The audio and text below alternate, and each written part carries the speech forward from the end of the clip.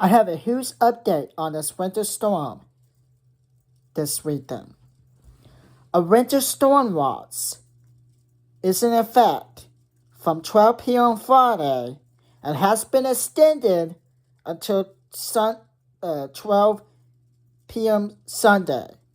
Yesterday it was showing 12 p.m., not 12 p.m., 6 a.m. Sunday, but it has been extended. Be prepared for this winter storm. Expect 2 to 4 inches of snow and sleet, and about 1/10 of an inch and 1/4 of an inch of ice. Expect power outages and down tree branches. Be prepared.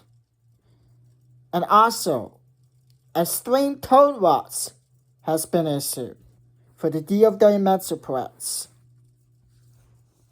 Remember the 4 P's: